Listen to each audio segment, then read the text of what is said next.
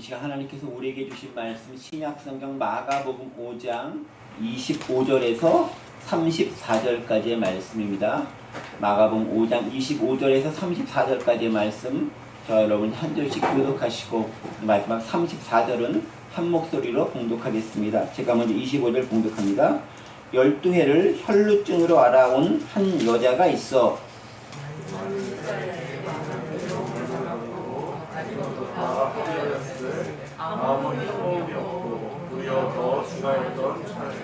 예수의 소문을 듣고 무리 가운데 끼어 뒤로 와서 그의 옷에 손을 대니 이는 내가 그의 옷에만 손을 대어도 구원을 얻으리라 생각합니다. 이에 그의 혈루 근원이 곧 마름에 병이 나온 줄을 몸에 깨달으니라. 예수께서 그 능력이 자기에 있어 나간 줄 곧 스스로 아시고 우리 가운데서 돌이켜 말씀하시되 누가 내 옷에 손을 대었느냐 하시니 제자들이 여짜오되 무리가 애워싸 미는 것을 보시며 누가 내게 손을 대었느냐 물으시나이까 하되 예수께서 이 일을 행한 그녀를 불러오시니 여자가 자기에게 이루어진 일을 알고 두려워하여 떨며 와서 그 앞에 엎드려 모든 사실을 여쭈니 예수께서 이르시되 딸아 네 믿음이 너를 구원하였으니 평안히 가라 내 병에서 놓여 건강할지어다. 아멘. 그래서 마가복음 5장에 있는 말씀, 특별히 오늘은 혈루증 여인이 치유받은 기사와 관련된 내용을 가지고 함께 은혜를 나누도록 하겠습니다. 혈루증이라고 하는 병이 있습니다. 이게 어떤 질병인지를 대충 설명 안 해도 여러분들이 잘 아시는 그런 질병이다라고 생각되는데, 어떤 한 여인이 있는데 오래 동안, 특별히 이제 25절면 12해 동안 혈루증으로 알아온 여인이다 라고 기록하고 있습니다. 25절이죠. 12해를 혈루증으로 알아온 한 여자가 있다 라고 했습니다. 여러분 12년간 혈루증으로 고생을 했다라는 것들이 우리가 생각하기에는 지금 좀 불편하겠구나 정도로만 생각하기 쉬울지 모르겠지만, 그 당시 상황의 입장을 우리가 조금 들어가 보면 이게 상당히 무척 사회적으로 큰 제약이 따르는 그런 질병인 것임을 알 수 있습니다. 이게 본인의 잘못으로 왔는지, 어떻게 우연찮게 찾아왔는지, 어떤 원인으로 그가 혈루증에 걸렸는지는 알지 못하지만 어쨌든 12년이라는 시간 동안 이 여인은 무척 고생을 하고 있었으면 틀림없습니다. 자, 그렇다고 하면 혈루증과 관련된 질병이 찾아왔었을 때 구약의 율법에서는 무엇이라고 이것에 대해서 처치 방법을 이야기하고 있는지 함께 좀 살펴볼게요. 레위기 15장 25절부터 27절 말씀에는 혈루증을 어떻게 대해라 라고 기록되어져 있는 율법 말씀이 있습니다. 제가 읽어볼게요. 만일 여인의 피의 유출이 그의 불결기가 아닌데도 열의 날이 간다든지 그 유출이 그의 불결기를 지나도 계속되면 그 부정을 유출하는 모든 날 동안은 그 불결한 때와 같이 부정한즉 그의 유출이 있는 모든 날 동안에 그가 눕는 침상은 그에게 불결한 때의 침상과 같고 그가 앉는 모든 자리도 부정함이 불결한 때의 부정과 같으니 그것들을 만지는 자는 다 부정한 듯 그의 옷을 빨고 물로 몸을 씻을 것이며 저녁까지 부정할 것이요 라고 기록되어 있습니다. 그리고 이제 나은 다음에는 28절부터는 제사장에 가서 이렇게 확인받고 이제 정상적인 생활을 하라라는 것으로 마무리되고 있습니다. 레위기에서 지금 우리가 방금 읽어본 것처럼 오늘 신약 성경에 나오는, 즉 예수님과 만나게 되는 그 혈루증 여인이 실제로 레위기 법률대로 했다고 한다면은 상당히 고통스러운 상황을 오랜 기간 지속해야 되는 거예요. 어떤 고통스러운 상황이냐면은 그는 일단 다른 사람과 같이 있을 수가 없습니다. 그리고 떨어져 지내야 되는 거죠. 오랜 기간 동안 그렇게 지내야 한다라는 것입니다. 자, 그런데 좀 생각을 해보겠어요. 이렇게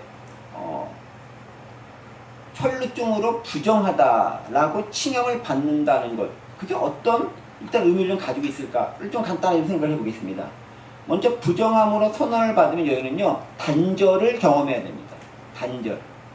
단절은요 개인적으로 가족과만 떨어져 지내야 되는, 혹은 사랑하는 사람과 떨어져 지내야 되는 그런 단절이 아니에요. 지금 레위기에서 읽어봤지만 그가 있었던 자리 그 자체, 내가 만졌던 물건 모든 것이 다 부정하기 때문에 그와 함께 있었던 사람들도 그것을 만지거나 접촉하는 순간 부정하게 되는 거예요. 그러니까 같이 있을 수 없는 거죠. 같은 공간에 거할 수가 없는 거예요. 그러면 따로 떨어져 지내야 되는 거죠. 가족으로부터 단절이 있는 거죠. 근데 가족으로부터만 단절이 있는 게 아니죠. 사회생활로부터 단절이 있습니다. 우리가 코로나 때문에 격리를 하게 되는데 코로나가 격리가 되면 가족과도 격리지만 사회생활도 다 격리가 돼요. 그나마 우리는 워낙 인터넷이 발전된 시대라 사회적인 네트워킹 그대로 유지하면서 핸드폰으로 할 거 다 하면서 지내고 있긴 하지만 비록 손으로 만지는 즉 접촉만 불가능하지만 스킨십만 불가능하지만 이 시대에는 핸드폰이 있습니까? 전화가 있습니까? 텔레비전이 있습니까? 아무것도 없잖아요. 그러니까 온전히 혼자 떨어져 지내야 되는 거예요. 근데 그 고독, 그 다음에 나는 왜 이 질병으로 인해 고통을 당해야 되는가에 대한 자책감, 그 다음에 죄의식, 내가 무엇을 잘못했기 때문에 이러한 질병을 안고 살아야 되는가에 대한 그 스스로에 대한 괴리감, 뭐 이런 것들이 얼마나 그 여인을 짓눌렀겠느냐라는 거예요. 그러니까 인간 존재의 기본적인 권리조차도 존중받지 못하는 상황 가운데 처했다라는 거죠. 그러니까 육신이 기본적으로 불편한 거는 뭐 그냥 차차더라도 그로 말미암아 파생된 다른 여러 가지 사회적인 관계, 공동체적인 관계가 다 끊어지는 거라는 겁니다. 그때 여러분 아시겠지만 저는 사실 아직 코로나에 걸려본 적이 없어서 격리를 안 했는데 격리를 한 일주일 정도 하신 분들 보면 그 일주일이 뭐 요새는 뭐 한국 사회가 워낙 다 발달돼가지고 다 채워주기 좋을지 모르겠지만은 되게 답답하게 지내시는 거예요. 근데 일주일도 답답한데 이 여인은 12년간을 그렇게 지냈다라고 생각합니다. 여러분들이 그 여인이라고 생각해 보세요. 내가 무엇을 잘못했는지도 모르는데 오로지 그 유출병이라는 것 때문에 12년을 떨어져 지내야 된다고 생각했을 때 오는 그 분노. 저는 사회에 대한 분노, 율법과 종교에 대한 분노도 충분히 있을 거라 생각을 해요. 근데 아마 이 시대에 그게 교육받지 않았기 때문에 스스로에 대한 자책만 훨씬 더 많이 컸겠죠. 그 아픔이 그를 짓누르고 있었을 거라 생각합니다. 그런데 문제는 그거죠. 여기서 질문해 볼 수 있죠. 그러면 왜 유출이 부정이라고 일컫는가라는 거예요. 그걸 좀 생각해 볼 필요가 있지 않겠습니까? 왜 그게 부정인가? 왜 부정하다고 하고 격리시키고 따로 떼어져 지내는가라는 것입니다. 여러분, 부정과 정결, 정함과 부정의 나누는 기준이 무엇이라고 생각하십니까? 가장 좋은 기준은요, 성경에 써 있는 거가 정하고 그것이 아니다라는 건 아니다라고 하면 되는 거예요. 그런데 그런 용례들을 가만히 살펴보면 몇 가지 중요한 나름대로 원칙들을 발견할 수 있습니다. 그 원칙 중에서 가장 대표적인 원칙이 뭐냐면요, 하나님께서 원래 애초에 의도했던 바로 된 것은 정한 것이고 선한 것이고 아름다운 것이다라는 거죠. 우리가 소위 말하는 진선미라고 부르는 거 있지 않습니까? 참되고 그 다음에 선하고 아름다운 거, 이게 진선미인 거잖아요. 그러니까 하나님께서 원래 애초에 원하시는 대로 되는 상태가 진선미 상태가 되는 거예요. 가장 좋은 상태가 되는 거예요. 보시기에 좋았던 상태가 되는 거예요. 그런데 원래 애초에 원했던 거에서 조금 벗어나거나 어긋나거나 모자라거나 지나치면 그거는 의도했던 바에서 넘어갔기 때문에 그것을 보고 부정하다라고, 정하지 않다라고 이야기한다라는 거죠. 원래 의도대로 만들어졌는가 하는 거죠. 그러니까 사람이 원래 의도대로 만들어졌을 때 그 모습에서 벗어나 있는 것, 즉 과한 것은 부정한 것이 되더라라는 거예요. 정함과 불교는 그런 의미에서 나눠지게 되는 거죠. 또 특별히 유출병 관련해서 부정이라고 하는 것은 뭐냐면은 피와 관련되어 있는 거죠. 왜? 피는 생명이라고 했는데 그 피를 내가 원하지 않는 아무 때라도 흘린다는 것 자체가 일단 피를 보는 것 자체가 무척 부정하고 하나님께 대한 일종의 도전 혹은 하나님의 권위에 대한 어떤 도전적인 모습으로 발견되고 비춰질 수 있다라는 거죠. 그러니까 피가 보이는 것 자체, 그리고 의도대로 원래 원했던 것과 어긋난 상태는 자체가 부정이라는 거예요. 모든 질병이라는 거는 그래서 부정하는 거예요. 왜냐면 원래 의도가 건강한 상태가 있어야 되는데 벗어나 있는 거잖아요. 근데 보세요. 부정한 것은 대부분 뭐냐면 죄와 관계가 있는 거예요. 왜냐면 태초에 하나님께서 인간을 만드셨을 때는 죄가 없었고 그때는 부정한 것도 없었습니다. 그런데 아담과 하와의 범죄 이후에 비로소 부정한 것들도 생기고 그 범죄 이후에 온전치 못한 게 생기고 범죄 이후에 관계하지 못할, 즉 단절이라는 그 장막, 계곡이 생기게 되었다라는 거죠. 그러니까 그럼 이제 부정과 정함이라는 것은 결국 뭐냐면은 하나님과의 관계성에 있어서 단절인 것이고 그래서 하나님께 의도하신 바에서 벗어났다라는 것을 의미합니다. 자, 그런데 이게 내가 의도적으로 잘못해서 벗어나면 내가 벌을 받아야 되지만 내가 의도하지 않았는데 그런 형벌이라고 일컬어지는 재앙을 받게 됐었을 때 얼마나 그 아픔과 분노와 슬픔이 그 가운데 크게 자리 잡겠느냐라는 거. 특히 12년 동안 그런 고통 가운데 있었다고 한다면 이 여인이 가질 수 있는 아픔은 무척 클 수밖에 없다라는 것입니다. 자, 그런데 그 고통에 대한 모습들을 조금 더 구체적으로 26절은 기록해 놨어요. 아주 현실적인 고통의 모습을 기록해 놨습니다. 26절 이렇게 읽어볼게요. 많은 의사에게 많은 괴로움을 받았고 가진 것도 다 허비하였으되 아무 효험이 없고 도리어도 중하였던 자에. 이 여인이 고통받은 것들을 네 가지의 동사를 가지고 표현해주고 있죠. 그 여인이 고통을 받았습니다. 어떻게 고통을 받았냐라고 보면은 많은 의사에게 괴로움을 받았다라고 합니다. 아니, 많은 의사에게 괴로움을 받았다라는 말이 도대체 뭘까요? 그러니까 이 여인은요, 기본적으로 의사를 한 명만 찾아간 게 아니에요. 여러 명의 의사를 찾아간 거예요. 왜냐면은 한 명 가가지고 낫지 못하게 하니까 또 다른 의사, 여러 의사를 계속 찾아가는 거예요. 근데 그 의사들마다 다 제대로 된 해결책을 내놓지 못하는 거죠. 그 다음에 보십시오.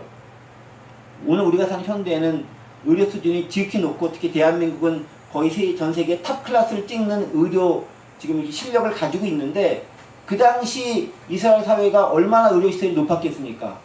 별로 없는 거죠. 의사의 여러 가지 그 기본적 지식 이런 것들이 극히 미미할 수밖에 없는 그런 수준이란 의료 수준이 낮을 수밖에 없는 겁니다. 그러니까 어떤 문제가 발생하냐면요. 의사라고 일컬어진 사람을 찾아갔는데 치료법이라고 내놓는 게 무척 이상한 걸 내놓는 거예요. 뭐 이것저것 해 섞어가지고 뭐 먹어봐라. 안 되면 말고 뭐 이런 식의 치료법들이 횡행할 수밖에 없는 건데 오랜 기간 질병을 앓고 있으면은 지푸라기라도 붙잡고 싶은 마음이 생기는 거예요. 그렇게라도 가서 소가 뒷걸음치다가 쥐라도 잡으면은 감사하지 라는 마음으로 쫓아가는데 그 과정과도 얼마나 많은 동안 실패를 경험했겠느냐라는 뿐만 아니죠. 의사를 찾아다니면서 이 여인이 가지는 질병이 사실 대놓고 하기는 그런 질병인 거잖아요. 그러니까 얼마나 또 의사가 만약에 남성 의사라고 하면 만약에 얼마나 수치스러운 그런 언행, 언사, 말 이런 것도 들었을 수도 있는 거잖아요. 근데 그걸 위한 괴로움도 있는 거예요. 또 치료되지 못한 절망과 자괴감도 클 수밖에 없는 거죠. 이것들이 많은 의사를 만났지만 그들로부터 괴로움을 받았다라는 것들의 항목들일 거다라는 거죠. 그 다음에 또 어떤 괴로움이냐면은 가진 것도 다 허비했다라는 거. 그렇게 오랜 기간 동안 아프다 보니까 2, 3년 찾아다니고 하다 보니까 공짜로 치유해주지 않잖아요. 12년 전에 예수님 만났으면 바로 치유받았을 때 그게 아니니까 어떻게 됩니까? 가지고 있는 재산 다 날리는 거예요. 이게 바로 고쳐지면 되는데 안 되고 하니까 또 쓰고 있는 건 다 날리고 지금 아마 거의 알거지나 혹은 많은 빚을 진 상태가 됐을 수밖에 없다는 거죠. 그리고 그렇게 하고 치유되면 좋은데 아무 효험이 없다. 삶의 존재에 대한 회의가 들어가는 거죠. 내가 왜 살아야 되는가. 그리고 마지막에 설상가상 더 중하해졌다. 얼마나 상태가 악화되는 거 얼마나 힘들겠어요. 이제 죽을 날만 기다리는데 그 죽는 것도 내 마음대로 못하는 거예요. 그 당시에 생명을 자기 마음대로 죽어날 수도 없으니 죽지도 못하는 거예요. 그럼 그게 얼마나 슬프고 힘들고 애통한 상황인지 모르겠습니다.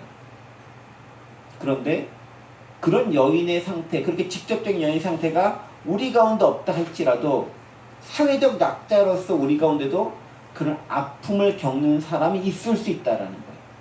격리될 수밖에 없는 사람, 따로 떨어질 수밖에 없는 사람, 내 잘못이 아닌데도 불구하고 어떤 형벌이나 지향을 받을 수밖에 없는 사람, 그것을 위해 고통당하는 많은 사람들이 있을 수 있고 그 가운데 우리도 거기 해당이 안 된다라고 말할 수 없는 그런 사람이 있을 수도 있어요. 그런 사람들에 있어서 아픔의 그 강도 그리고 스스로에 대한 자괴감은 무엇으로도 설명할 수 없는 크게 다가올 수밖에 없는 큰 어둠의 문제였다는 거죠. 그러자 그 여인이 어떻게 하냐. 그 상태 가운데 절망 가운데 이제 마지막 한 가지 결단과 용기를 내는 행동을 하죠. 그게 27절입니다. 예수의 소문을 듣고 무리 가운데 끼어 뒤로 와서 그의 옷에 손을 대니 28절 이는 내가 그의 옷에만 손을 대어도 구원을 받으리라 생각함일러라.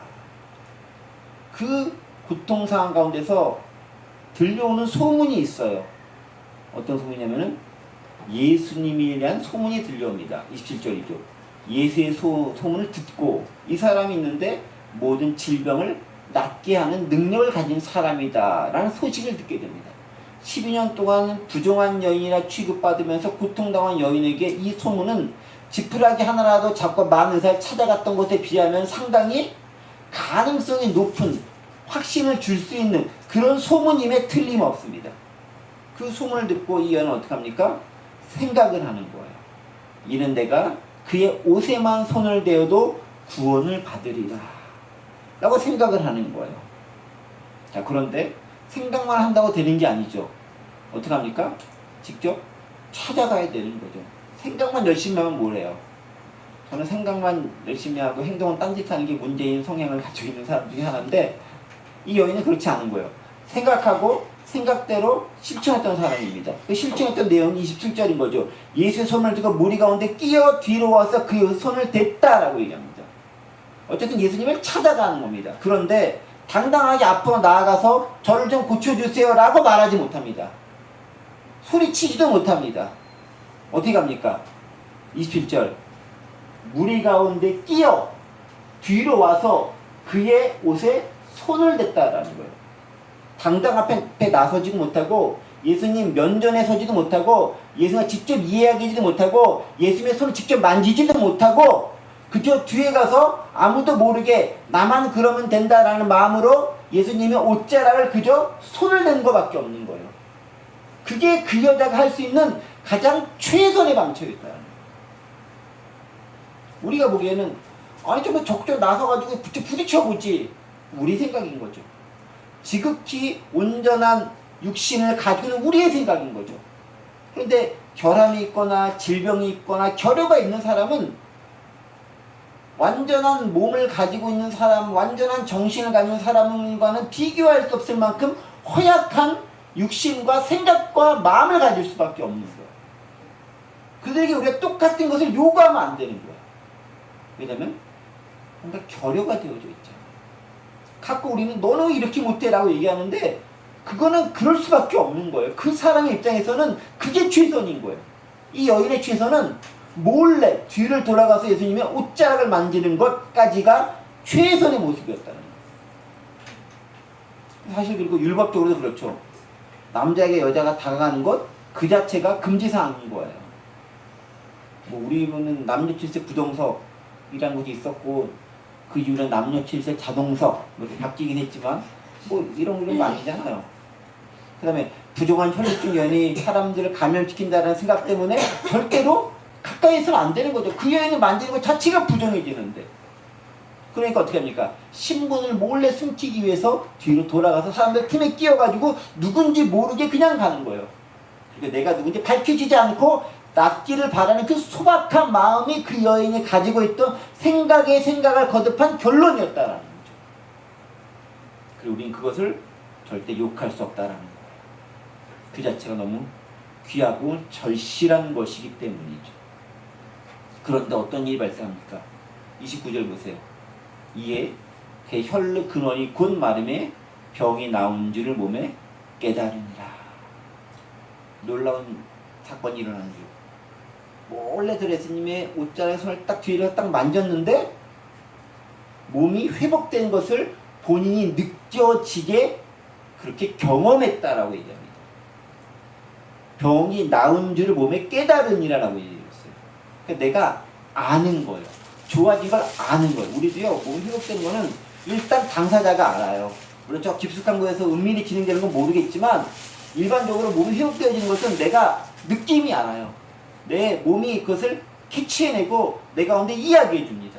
아프다 회복되는 것들 보면 알 수 있는 거예요. 이 여인이 알았다라는 거죠. 그런데 어떤 상태로 회복되었는가? 29절 앞부분 보세요. 혈루 근원이 곧 말랐다라고 되어 있어요. 혈루 근원이 곧 말랐다. 영어로 되는 뭐라 하냐면요. Immediately her bleeding stopped. 곧 그녀의 피 흘리는 그 자체가 멈췄다라고 있죠. 우리말 번역이 더 재밌죠. 혈루의 근원이 말랐다. 치유 어떻게 했다? 근원 쪽 치유가 됐다라는 거예요. 영어 번역으로는 단지 피만 살짝 멈췄다라는 것처럼 보일지 모르겠지만 우리말 번역은 뭐냐면 근원 자체가 완전히 해결되고 치유가 되었다라는 거죠. 더 이상 재발할 염려가 없다라는 것을 직감적으로 알 수 있다는 거죠. 그리고 성경이 그렇게 기록하는 거죠. 완벽한 치유, 완전한 치유가 발생하고 일어났다라는 것을 이야기해주고 있습니다. 자, 근데 저는 여기서 이런 걸 발견할 수 있어요. 아까 그 여인이 몇 년간 고통당했다 그랬죠? 12년 동안. 엄청 긴 세월이죠. 12년 동안 이 여인은 고통과 아픔을 당하고 있었습니다. 그리고 그 고통을 당하는 가운데 별의별 방법들 다 강구해 봤을 거예요. 그리고 그 고통 가운데 강구하면서 마지막으로 생각해냈던 것이 예수님이라는 거죠. 자, 그렇고 보면요. 때때로 우리에게 찾아오는 고통과 아픔과 질병은 예수님께서 우리를 맞아주시고 우리와의 관계를 회복시키기 위한 어떤 단계 혹은 과정 혹은 절차로 진행될 때가 있다는 겁니다. 이게 매번 그러면은 우리한테 너무 불행하고 힘들고 아픈 것이 되겠지만 때때로 우리에게 예기치 못하게 닥쳐오는 고난이, 질병이, 재앙이, 어려움이, 힘든 상황들은 그것을 통해서 주님을 만날 수 있는 기회와 주님과 더불어 놀라운 역사를 이룰 수 있는 과정이 되기도 한다라는 거예요. 그래서 우리에게 희망이 있고 은혜가 있는 거예요. 어떤 희망과 어떤 은혜? 하나님과 더불어 함께 할 수 있는 은혜가 고통과 절망을 통해서 우리에게 찾아올 수 있다라는 거죠. 그 때문에 가끔씩 우리가 고통이 오면 그 고통을 통해 우리는 뭐냐면 생각을 해야 되는 거죠. 그냥 아프다 이런 게 아니라 왜 아팠는지, 어떻게 치유할 수 있는지 그 생각을 통해서 예수님에까지 나아갈 수 있다라는 거예요. 여러분 아까 봤었던 장면 기록되어 있었잖아요. 뭐라고 됩니까? 27절 28절 보세요. 28절 이는 내가 그 옷에서 손을 대어도 구원을 받으리라 생각함일러라. 그 여인은 계속 생각에 꼬리에 꼬리를 물고 계속 생각하는 거예요. 그러다 마지막으로 도달한 결론, 옷에 손만 대어도 나는 구원받을 거다라는 것까지 생각을 하게 됐다는 거죠. 고통이 생각하게 만들었고 생각이 실천하게 만들었고 그 실천이 그 여인을 구원하도록 이끌었다는 사실. 고통당했을 때 고통에만 좌절해서 푹 앉아있는 것이 아니라 그 고통 가운데 생각을 하고 행동을 하고 예수님을 만났을 때 놀라운 구원의 역사가 이루어지는 것 우리는 발견할 수 있다는 거죠. 그러니까 아픔은 아파하지만 말고 그 아픔의 원인이 무엇이고 어떻게 그 아픔이 치유될 수 있고 그 아픔을 통해 내게 주신 메시지가 무엇인지를 예수님과 더불어 생각할 수 있는 사람이 진짜 놀라운 신앙의 위대한 사람이 된다는 거예요. 다 이유가 있다는 거죠. 자, 그렇게 거기까지 딱 끝났으면 이제 은혜롭게 마무리가 잘 되는데 갑자기 예수님으로부터 예수님께로 다시 화면에 딱 넘겨가면서부터 또 새로운 뭔가 문제가 발생하기 시작합니다. 30절면은 뭔가 화제가 전환되어 있어요. 그 여인이 내 노력과 애씀으로 다 나았다라는 것까지가 일단 29절까지 있는 모습인 것 같은데 30절부터 갑자기 분위기가 확 전환됩니다. 30절부터 제가 읽어볼게요. 예수께서 그 능력이 자기에게 나간 줄 곧 아시고 곧 스스로 아시고 무리 가운데서 돌이켜 말씀하시되 누가 내 옷에 손을 대었느냐 하시니 라고 얘기합니다. 제자들이 얘기하는 거죠. 예수님 옷에만 손을 딱 댔는데 능력이 나가는 것을 예수님께서 아셨다라고 얘기합니다. 그 다음에 얘기하죠. 어떤 거야? 누가 내 옷에 손을 대었느냐? 손을 댄 사람 누구야? 나와봐! 이런 못된 마음을 가지고 얘기했던 것은 아니겠고 누가 내 옷에 손을 대었느냐라고 그 여인을 찾고 있는 거죠. 자, 근데 예수님의 옷에 손을 대는 사람이 누군지 예수님이 알았을까요? 몰랐을까요? 우리는 모르지 않았다라는 것을 알고 있죠. 우리도 예수님처럼 뭔가를 알고 있긴 해요. 예수님이 알았다는 걸 우리는 압니다. 그렇죠? 근데 왜 굳이 누가 내 옷에 손을 댔느냐라고 사람들에게 말씀하시면서 제자들에게 찾아볼 것을 혹은 이걸 이슈화 시켰을까라는 점입니다. 왜 그랬을까요? 그냥 나갔구나 라고 아시고 그래 너 치유받았으니까 그래서 좋아지 라고 스스로만 알고 계셔도 대충 오케이 아니에요. 좋은 거 아니에요. 근데 굳이 누구야 라고 하면서 찾으려는 의도가 이유가 무엇이겠느냐. 31절 보면 제자들이 또 이렇게 얘기하죠. 그 말씀을 들은 다음 제자들이 얘기합니다. 무리가 애워싸 미는 것을 보시면 누가 내게 손을 대었느냐 물으시나이까. 제자들의 답변은 뭐예요? 누가 나한테 손을 댔느냐? 라고 하니 제자들 답변은 아니 그거 우리가 어떻게 알아요? 이 많은 무리가 뒤에서 얽히고 설키고 이렇게 막 밀려오면서 항상 옷을 닿을 수도 있고 안 닿을 수도 있는 거고 그게 사람들 많은데 누가 됐는지 어떻게 알아요? 우리는 당연히 모르죠. 물을 거는 물으세요. 말도 안 되는 질문입니다. 라는 게 제자들의 지금 답변인 거예요. 알 수 없다. 다른 말로 하면 알 필요도 없다라는 거예요. 안다는 것은 무모하다라는 것들을 예수님께 간접적으로 이야기하고 있다라는 거죠. 자, 그러면 생각해 봅시다. 예수님께서 그렇게 질문하신 의도는 무엇이고 제자들이 그렇게 답변할 수밖에 없는 이유는 무엇이었을까요?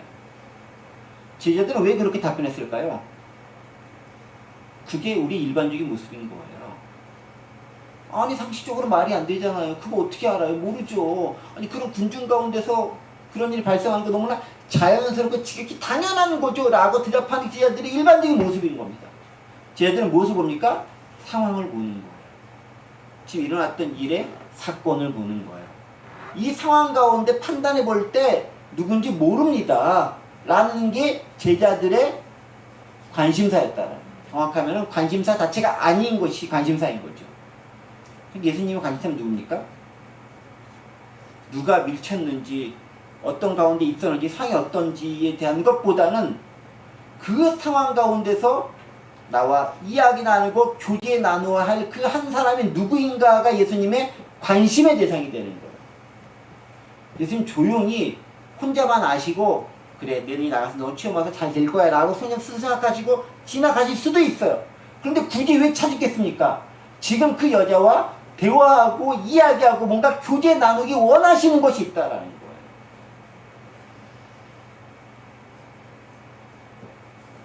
제자들의 관심은 상황과 사건이 있지만 예수님의 관심은 사람에게 있는 거예요.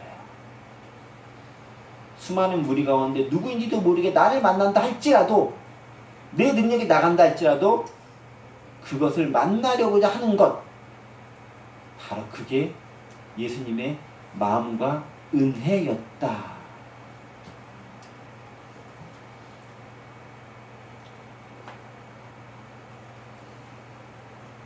좀 더 구체적으로 살펴볼까요?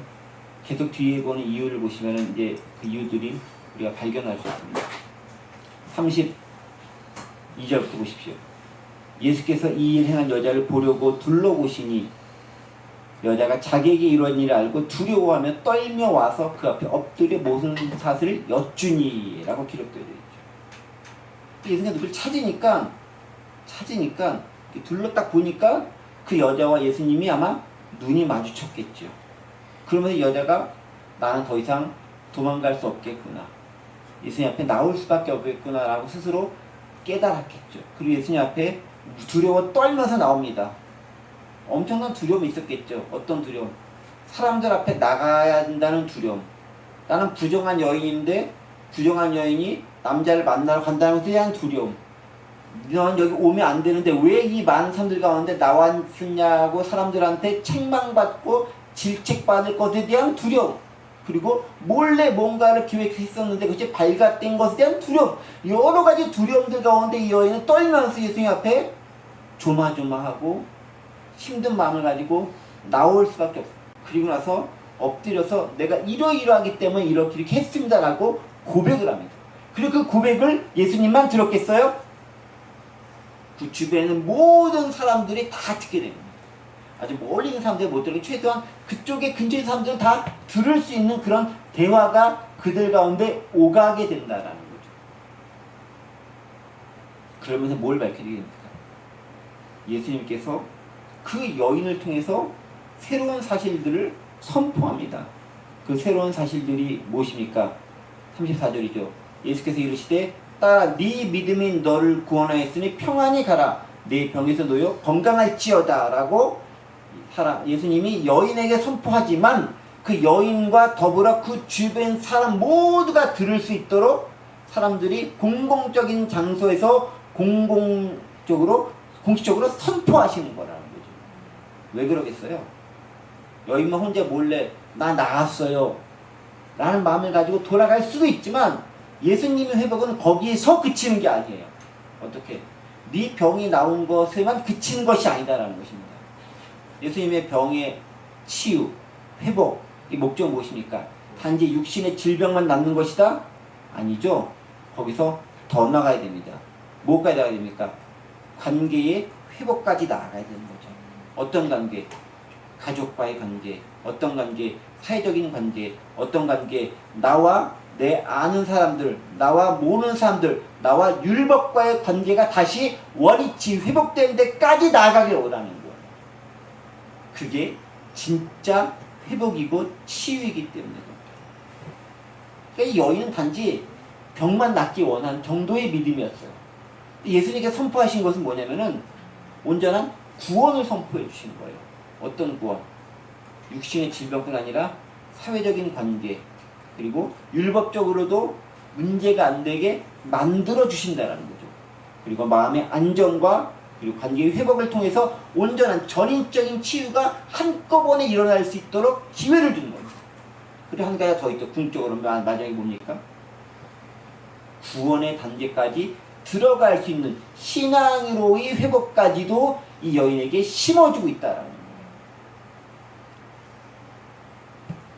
전설에 의하면요, 뭐 정정에 나오는 것은 아니지만 이 여인이 나중에 예수님께서 십자가에 지고 가셨을 때 예수님의 피 묻은 그 이마를 닦아주었던 여인이다 라고 하는 것들이 위경인지 위경인지 모르겠지만 나오는 이야기라고 전해지고 있습니다. 그러니까 이 여인의 이 강렬한 이 체험과 경험은 예수님의 온전한 제자, 예수님의 진짜 참된 제자가 되도록 만들어졌다라는 거예요. 그리고 이 강렬한 체험은 주변에 있는 사람들에게 예수가 누구며 어떤 역할을 하는 것인까지 보여주고 확증시킨 역할을 감당했다. 자, 그런데 여기 또 몇 가지 의미가 있어요. 여러분 보세요. 예수님은 가장 정하시고 깨끗하시고 온전하신 분이십니다. 여러분 근데요, 여기 부정한 것이 있고요, 여기 정한 것이 있어요. 부정한 것과 정한 것이 딱 마주칩니다. 그럼 어떻게 될까요? 일반적으로 오염이 됩니다. 일반적으로 그래요. 그런데 부정한 것이 있고 정한 것이 있는데 그 정한 것이 강력한 정한 것이 있으면 부정한 것을 해독시킬 수도 있습니다. 이게 해독제와 같은 거죠. 예수님은 뭐냐면 해독제라. 다른 사람은 부정한 것을 만지면은 부정함이 내게 전염되는 거예요. 올망하는 거예요. 부정한 사람이 다른 데 가서 만지는 모든 것들은 부정한 것이 되고 그 모든 것들을 만지는 다른 사람들도 부정하게 되는 거예요. 그런데 예수님을 만나면 그 부정한 것이 어떻게? 정한 것을 바뀌게 되더라고요. 이 예수님의 탁월한 능력이에요. 그러니까 예수님을 만나면 우리의 갔던 모든 부정한 생각들, 모든 부정한 질병들, 모든 부정한 아픔들, 애통, 고통 같은 것들이 예수님을 만났을 때 정함으로, 온전함으로, 완전함으로, 제대로 됨으로 치유가 그 순간 일어나더라라는 거예요. 우리는 사람이기 때문에요. 내가 아무리 탁월한 의사라 할지라도, 탁월한 상담가라 할지라도 마음이 아픔을 가진 사람과 계속 상담하고 치유하고 얘기하면은 내 마음이 힘들고 병들고 무척 어려워지는 거예요. 나도 디프레스가 될 수밖에 없어요. 그런데 예수님을 만나는 그 순간마다 본인은 그 강력함이 아픈 사람을 치유하고 온전히 회복하되 예수님께는 전혀 영향을 미치지 않는다는 거죠. 뭐 너무 당연한 것이겠지만 그게 예수님이 가진 독특하고 특별한 능력이라는 거죠. 예수님은 부정을 정함으로 병화시키시는 분이라는 거죠. 또 한 가지 특별한 것이 뭐냐면 이거죠. 예수님은 정함과 부정함을 가리지 않고 다 치유하신다라는 거예요. 우리 지난 시간에 누구에 대한 얘기를 들어봤죠? 야이로에 대한 얘기 있었습니다. 야이로는 누구죠? 회당장이에요. 유대인 중에서 가장 존경받는, 율법적으로 나름대로 잘 지켰던 그런 사람, 그 지역에서 존경받는 덕망 있는 분이 회당장이 될 수 있고, 그 회당장이라는 사람이 간구한 게 딸에 대한 얘기였습니다. 그러니까 한 부류는 지극히 정하고 지극히 율법적이고 지극히 제대로 된, 누구에게나 존경받고 누구나 좋아할 만한 그런 사람이 예수님께 부탁하는 거예요. 예수님 들어주세요. 오늘은 누구죠? 혈루증 여인. 누구도 함께하기 원하지 않고 만지면 부정해지는, 부정의 아이콘에 일컬어진 그 여인을 예수님이 만나고, 예수님은 그 여인의 부탁을 거절하지 않으신다. 지금 무엇입니까? 예수님은 부정과 정함을 가리지 않고 모두 다 만나시고 회복시켜 분이시다. 그래서 우리에게 희망이 있는 거예요. 왜냐면 우리는 죄다 죄인이기 때문이죠. 의인만 만나신다고 한다면, 잘난 사람만 만난다고 한다면, 탁월한 사람만 만난다고 한다면, 저에게는, 참 여러분들, 우리도 최소한 저에게는 별 희망이 없을 거예요. 제가 그럼 굳이 기독교를 믿을 필요도 없을 것 같아요. 근데 그렇지 않기 때문에 희망이 있는 거죠.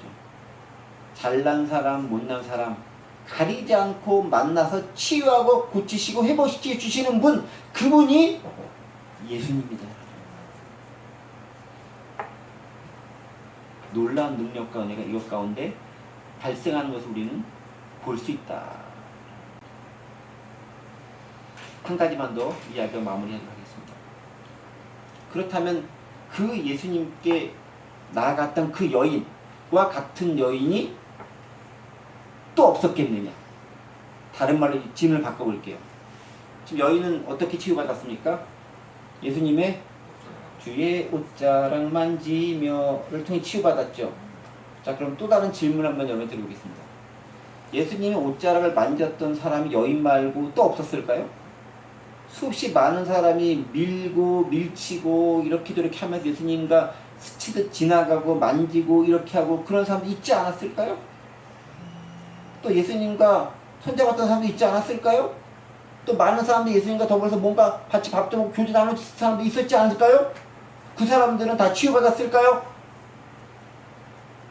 우린 정확히 모르죠. 그런데 성경에 그런 사람들이 많이 치유받았다는 얘기인데 별로 기록되어 있지 않아요. 얼마나 치유받았는지 저희는 잘 모르겠지만, 오늘 보면 이 여인은 무척 특별한 케이스라는 거예요. 왜냐하면 예수님을 만났던, 예수님의 옷자락을 만졌던 수많은 다른 사람도 분명히 있었을 것인데 거기에 대한 것들은 별로 기록되어 있지 않잖아요. 그러면 누구는 예수님의 옷을 만져도 치유받고 누구는 치유 안 받고, 그 차이가 도대체 어디서 발생되느냐라는 거죠. 밀치면서 예수님 옷이라고 딱 만졌으면, 그 옷 자체가 만드는 것 자체가 능력이라고 한다면